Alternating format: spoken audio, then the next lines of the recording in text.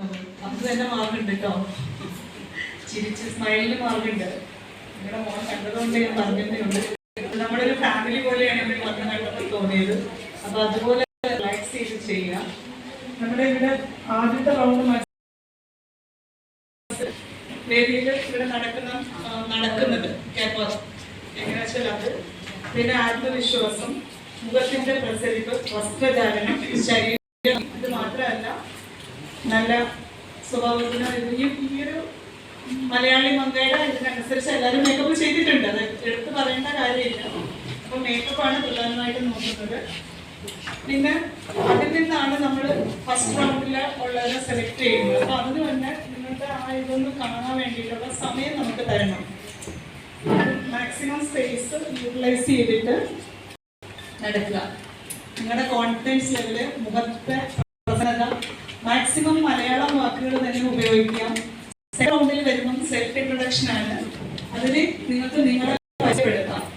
പരിചയപ്പെടുത്തുന്നതെന്ന് പറഞ്ഞാൽ സാധാരണ രീതിയിൽ എനിക്ക് അമ്മയുടെ സമൂഹം അങ്ങനെയല്ല. നിങ്ങളുടെ കഴിവുകൾ, പ്രതിഭ, എന്തെങ്കിലും ടാലന്റ് ഉണ്ടെങ്കിൽ അത് നിങ്ങൾ എങ്ങനെ മറ്റുള്ളവരോട് എല്ലാം നിങ്ങൾക്ക് അതിൽ എക്സ്പ്രസ് ചെയ്യാം. മാക്സിമം 2 മിനിറ്റ് എടുക്കാവുള്ളൂ. പാട്ട് പാടാനുണ്ടെങ്കിലൊക്കെ പാടിയിട്ട് ഇൻട്രൊഡക്ഷൻ ചെയ്യാം കേട്ടോ. പക്ഷെ 2 മിനിറ്റ്. ഇതിൽ നിന്നാണ് നമ്മൾ അടുത്ത റൗണ്ടിലേക്കുള്ള ആളുകളെ, വിജയികളെ തിരഞ്ഞെടുക്കുന്നത്. അതിൽ തന്നെ നമുക്ക്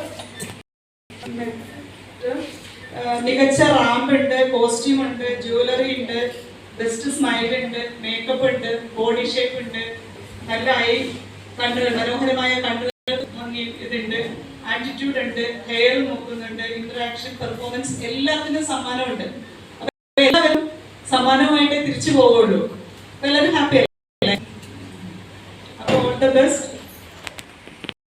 ലാസ്റ്റ് വരുന്ന റൗണ്ടിൽ നിന്ന് നമ്മൾ 5 പേരെ സെലക്ട് ചെയ്തെടുക്കും. തേർഡ് റൗണ്ടിൽ ഈ സെൽഫ് ഇൻട്രൊഡക്ഷൻ കഴിഞ്ഞ് കഴിയുമ്പോൾ ഫൈനൽ 5 കണ്ടസ്റ്റൻസിനെയാണ് നമ്മൾ സെലക്ട് ചെയ്യുന്നത്.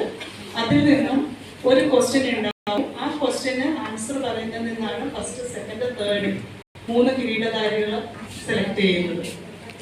ക്ലിയർ? അപ്പം ഫസ്റ്റ് റൗണ്ടിൽ വരിക, ഓരോരുത്തരായിട്ട് വരിക, കഴിഞ്ഞിട്ട് ഇറങ്ങി അവിടെ തന്നെ നിൽക്കുക. അത് തീർന്നിട്ട് എല്ലാവരും കൂടി ഒന്നുകൂടി വന്ന് സ്റ്റേജിൽ ഞങ്ങൾക്കൊന്ന് കാണത്തക്ക രീതിയിൽ എല്ലാവരും കൂടി നിൽക്കുക.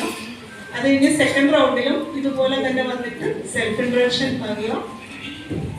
മനസ്സിലായല്ലോ? എന്തെങ്കിലും നമ്മളെല്ലാം ഒരു ഫാമിലി പോലെ തന്നെയാണ്. അപ്പൊ എന്തെങ്കിലും സംശയം ഉണ്ടെങ്കിൽ ചോദിക്കാം.